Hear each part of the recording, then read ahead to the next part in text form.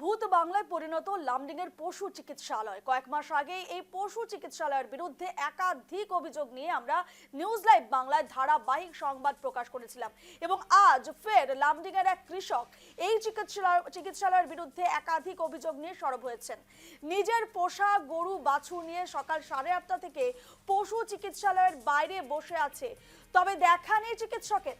প্রায় বেলা 11টায় চিকিৎসক এসেছেন, যদিও হাসপাতালে নেই পর্যাপ্ত পরিমাণে ওষুধ।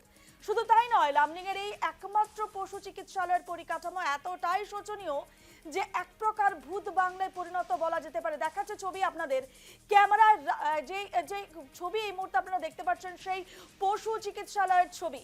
একেবারে যেন ভূত বাংলায় পরিণত হয়েছে এই পশু চিকিৎসালয়।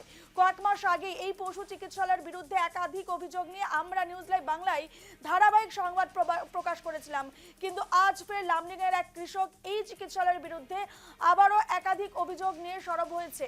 নিজের পোষা গরু বাছুর নিয়ে সকাল 8:30 থেকে পশু চিকিৎসালয়ের বাইরে বসে আছে, যদিও দেখা নেই চিকিৎসকের। প্রায় বেলা 11টায় চিকিৎসক এসেছেন, যদিও হাসপাতালে নেই পর্যাপ্ত পরিমাণে ওষুধ।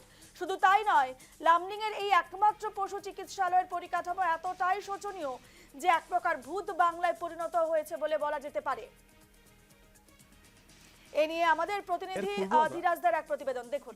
সেই পশু চিকিৎসালয়ের বিরুদ্ধে একাধিক যে সংবাদ আমরা নিউজে বাংলা দর্শকদেরকে দেখেছিলাম যে এক প্রকার ভূত বাংলায় পরিণত বলা যেতে পারে পশু চিকিৎসালয়, কারণ নিয়মিত চিকিৎসক সেখানে উপস্থিত থাকে না এবং যে যে ওষুধ সেই ওষুধও কিন্তু এখানে পাওয়া যায় না। এবং আজ ফের আরো এক অভিযোগ উত্থাপন হয়েছে এবং একজন কৃষক এই মুহূর্তে আমার সাথে উপস্থিত হয়েছে, ওনার সাথে জানবো দাদা কি হয়েছিল, আপনি কখন এসেছেন এবং কি সম্পূর্ণ বিষয়টা বলুন। নমস্কার, আমি একজন মুরাবস্তির বাসিন্দার 5 নম্বর ওয়ার্ডের। কি নাম আপনার? আমার নাম শ্রী ভুবন চন্দ্র মজুমদার। আমি সকালে 8:30 গরু বাচ্চাটা নিয়ে আসছি। আজকে 6 দিন হয়েছে বাচ্চা দিছে। বাচ্চাটা কালকের থেকে মাথা ফালাই এর আগে মুখে ফেনা বাইর কাঁপতে থাকে। তখন আমি লয়ে আসি 8:30। আনার পরে গরুটা ওনারা একজন আসলো, আইসা দরজা টরজা খুললো, ঝাড়ু মারলো, আমি বাইরে নিয়ে রাখলাম।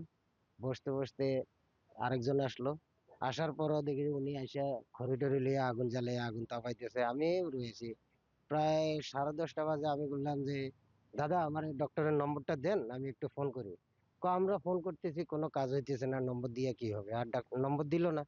আরো কিছুক্ষণ বসার পরে 11:15 বাজে আমি গরু বাচ্চাটা লিয়ে আমার মেয়েটা আইসে স্কুটিতে উঠে ওইখানে যাওয়ার পরে আমার একটা ভাই এখান দিয়ে যাইতে আসছিল। আমাকে ভাই এক কাম করতো, মিডিয়ার নম্বরটা দে।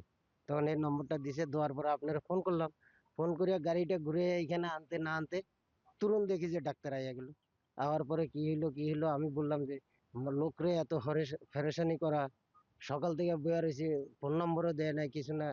রুগী মরিয়া গেলে পরে ডক্টর আইসা কি লাভ হবে? পেশেন্ট যদি মরিয়া যায়। হ্যাঁ, তারপর কি বলেছে আপনাকে? তারপরে আপনি এত গরমের না আসেন, তখন আইয়া ডাক্তার এবার তাড়াতাড়ি রুগী দেখতে আসে। আমি কি দেখো তারপর ওষুধপত্র দিয়েছে কি? ওষুধ ইনজেকশন দিছে 2টা। আর বাকি এই যে আমি কিনে আনছি, আরো কিছু দিব এখান থেকে। ওষুধ কি কিনতে বাইরে থেকে যেতে লাগে? হ্যাঁ, আমি এখন নদীর পার থেকে যে এগুলো ওষুধ আনছি। এই এখানে সব ওষুধ থাকে না নাকি? সব ওষুধ আছে নাই তো আমি জানি না, আমার যেটা স্লিপ দিছে আমি কিনে কি আনলাম বলছে এবার। বাড়িতে কিনে আনতে? হ্যাঁ, এইটা কিনে আনতে, বাকিটা এখান থেকে দিবে বলছে।